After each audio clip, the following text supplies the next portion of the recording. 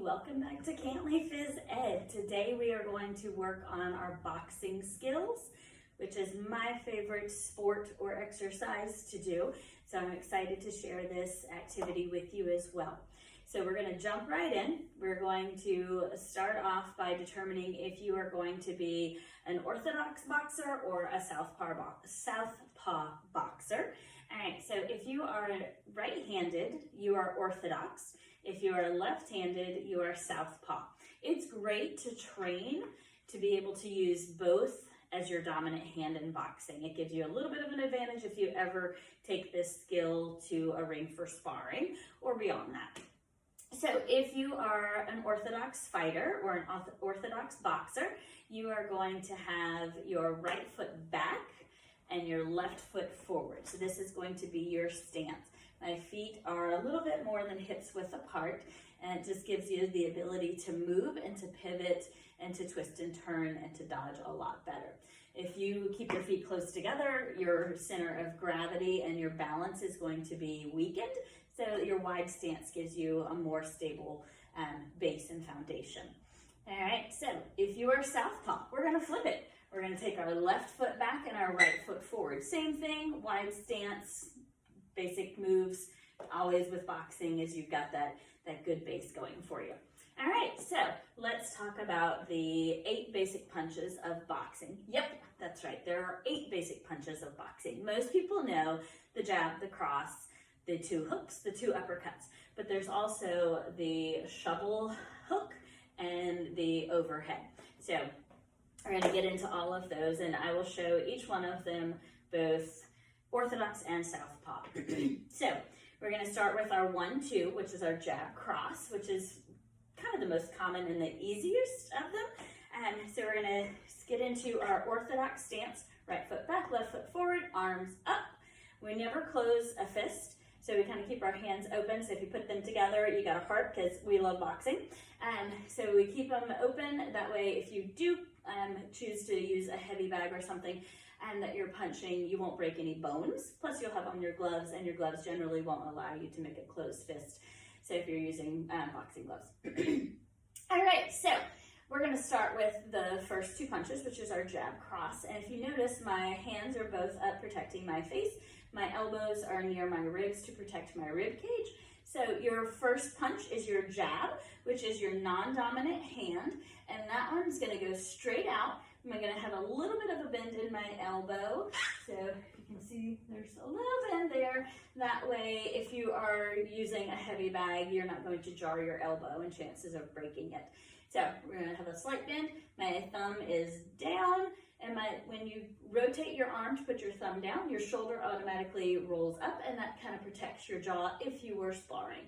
So that is your 1, that's your jab. 2 looks the exact same, so it's your cross, except the jab goes straight out. Your cross is gonna cross the midline of your body, which by the way also aches at both sides of your brain, so your brain is fully engaged and functioning in this activity.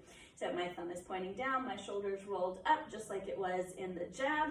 So we have jab, cross.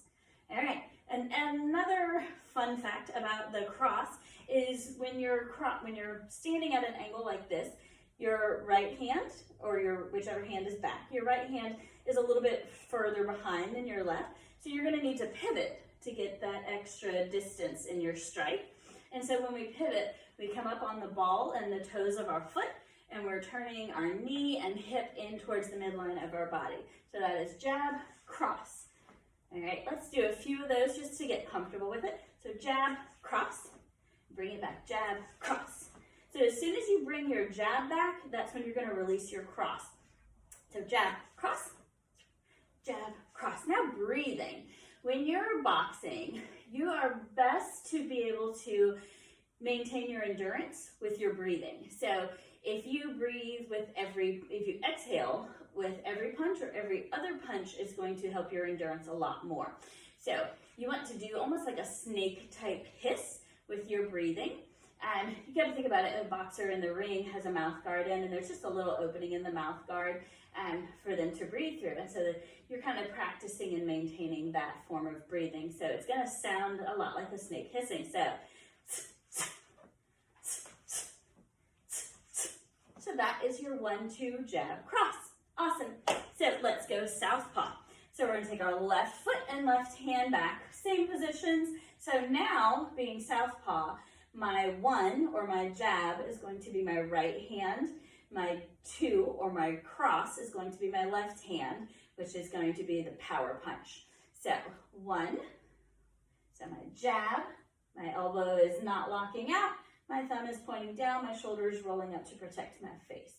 My cross, coming across the midline of that body, waking up both sides of the brain, fully functioning brain for us.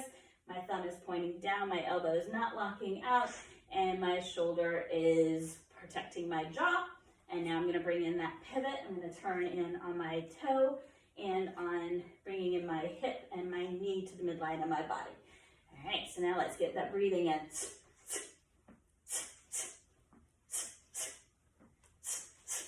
Also, when you are boxing, you always want to keep your core engaged. So it's like pulling in that belly button towards your spine, and that's going to also help with your balance and your stability.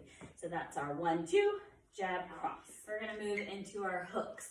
So our hooks are also numbered 3 and 4. They look exactly the same whether you are right-handed or left-handed, or whether you're orthodox or southpaw.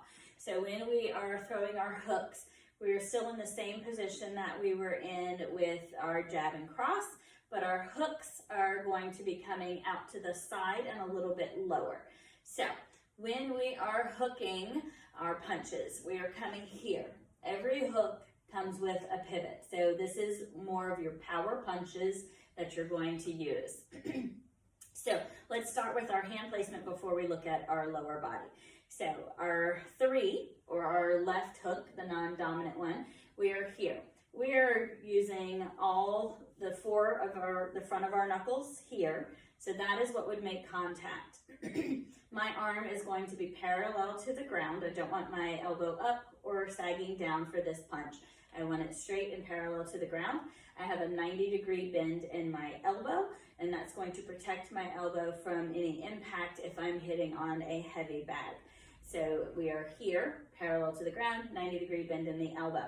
Got to bring in that pivot. Again, that's where your power is always going to come from, is turning on that toe, or leaning in on that toe and ball of the foot, turning that body, and wherever your target is going to be is obviously where you're going to stop. So you can't punch through the bag, so we stop. If you are shadow boxing, you want to just kind of stop right about here. So you're not going to go into a full spin or anything like that. You're just going to make your punch here, and it's nice and strict and stiff and just straight to your target and back up to your face. So your 4 is going to be your stronger power punch, because that's going to be your dominant hand. So then your right hand is your right hook, which is your number 4. If you do, if you ever take a class where they're counting out your punches, that's going to be your number 4. So left hook, right hook, looks exactly the same. Left hook, right hook, left hook, right hook. Remember, we've got to do that breathing too. So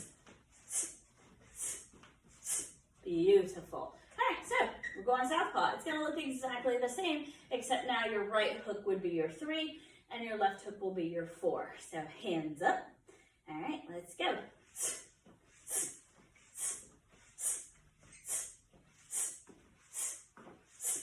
Awesome.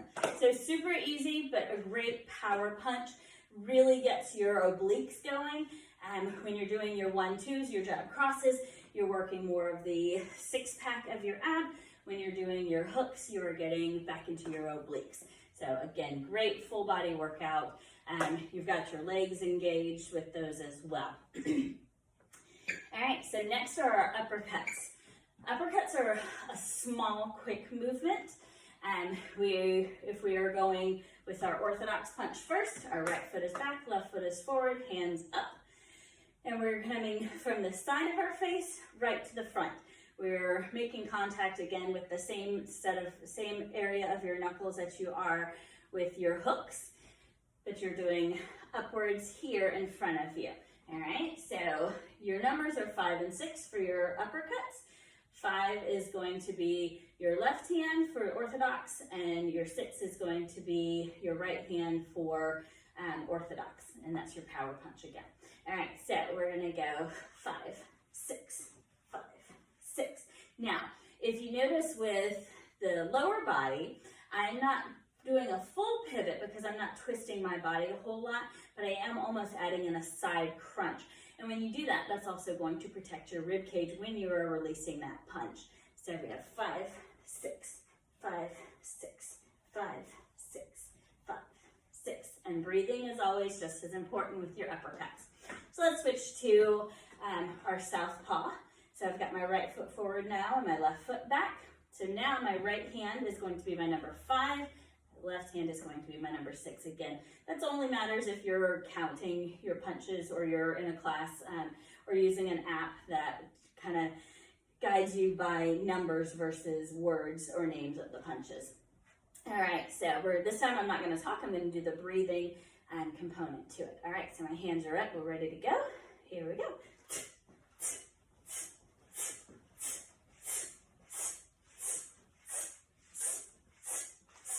Awesome. So that is your 5, 6 or your uppercuts. All right, so next we have our shovel hook and overhead. These are the only two punches that don't mirror each other based on your right hand punch and your left hand punch. So if we are in our orthodox position, our shovel hook is going to be with our left hand and our overhead is going to be with our right hand. So the shovel hook is almost a combination of an uppercut and a left hook. So when we did our left hook, our arm was parallel to the ground. When we do our uppercut, we're coming straight here in front of our body. So your hooks end over here, your uppercuts end here, a shovel hook is going to end over here. So a shovel hook is coming from here, and you're going diagonally up across your body. So we're crossing that midline again. So a 7 is here. It's nice and up. When you're using a heavy bag, you're almost going to be grazing the front of the bag. You're not really going to be able to make, a deep impact on the bag. So it's a graze across here. So it's going at an angle. We do bring in that pivot just like you do when you do a hook, because this is the shovel hook. You want to make sure we got that pivot going. So we're there. Now, the 8 or the overhead is literally going kind of over your head and landing out here in front of you. So you bring your arm up and over and land here. So you literally lose sight of your right arm until it comes back down. All right, so your 8 is here, just like that. So shovel, 8, overhead. So shovel, overhead, shovel, overhead, shovel, overhead, shovel, overhead. Awesome. So again, like I said earlier, when you are switching between orthodox and southpaw, these are the ones that don't mirror each other. So now my shovel is going to be with my right hand and my overhead is going to be with my left hand. All right, so I'm not going to talk. I'm going to do the breathing for this one. So we're ready. So here we go.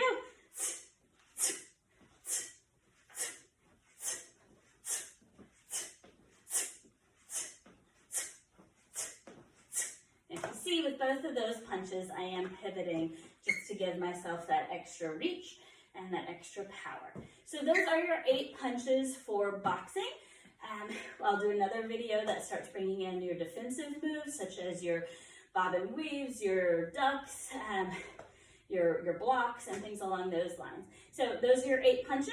I will do a video that is a boxing workout as well. So you go ahead, keep practicing, watch this video as many times as you need to. Shadow boxing is great done in front of a mirror. If you've got a full-length mirror where you can watch yourself, make sure you keep yourself a little more than arm's distance away. That way you don't punch the mirror. Don't punch anyone else. Definitely use shadow boxing or even heavy bag boxing as a way to be very focused, very intentional in your workouts, but it's not necessarily something that you need to use on anyone else. Only punch a punching bag or shadow box. If you're shadow boxing, make sure you have space so you are not going to come in contact with anyone else. And boxing is great for children as young as 3, all the way on up to any age. There's not an age limit going up. And it's a great mental exercise for you. So utilize boxing. We've done fun activities in class where we put numbers on our punching bags and I give a math problem and they have to punch out the math problem, and then you find the answer on their punching bag. With my little ones, I've put the alphabet on punching bags, and I'll call out a certain letter and they have to punch. I'll call out, a Z, and then I'll say hook, and they have to hook and punch the Z, and things along those lines. So you can include your academics into boxing, which is great. And you can definitely utilize math as well as spelling, alphabet, things along those lines with boxing too. So great body workout, great mind workout, definitely something that keeps your mind very sharp because you're crossing the midline of the body, and that wakes up both sides of your brain. When you can wake up both sides of your brain, you've got your entire brain to use to function and to go and do some schoolwork or homework or work. So whatever you need, you utilize boxing. It's a great sport. It's a great cardio activity. You'd be surprised if you just put 1 pound weights in your hands when you're throwing your punches, how much more work you'll get out of that and how much toning you will get. It's truly a full body workout. So go with it, have fun, enjoy it. Peace out.